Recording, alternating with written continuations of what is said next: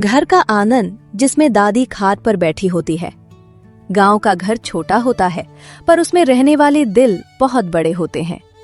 इसी घर में रहती थी दो बहनें, गुड़िया और रानी, साथ में मम्मी पापा और सबसे ऊपर दादी।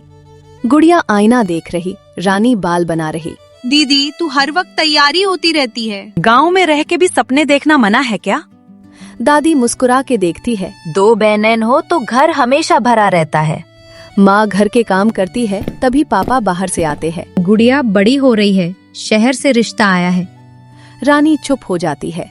पर बहनें अलग होंगी तो घर सुना हो जाएगा। शाम का वक्त होता है। दादी खाट पर सबको पास बुलाती है। रिश्तों का मतलब सिर्फ शादी नहीं होता। बहनें जब अलग होती हैं तो माँ बाप आधे रह जाते हैं। रात का टाइम होता है। दोनों बहनें आपस में बात करती है। दीदी, तू चली जाएगी तो मैं किससे लड़ूंगी?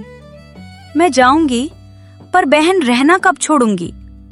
दोनों चुप हो जाती है। अगले दिन सुबह दादी गुड़िया को पास बुलाती है। बेटा, घर छोड़ना मुश्किल होता है, पर याद रखना, बहनें दूर हो सकती हैं, पर उनके बीच का रिश्ता नहीं।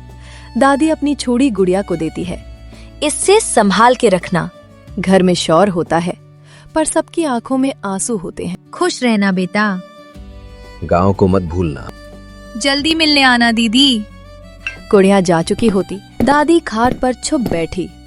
अम्मा, आप ठीक हो? बहनें अलग हुई हैं, पर घर टूटना नहीं चाहिए। रानी गुड़िया का लेटर पढ़ती है। माँ, दीदी लिख रही है, वो गांव आ रही है। सब खुश हो जाते हैं। दादी बिस्तार पर लेती है। बहनें मिल जाएं, बस इतना देखना था।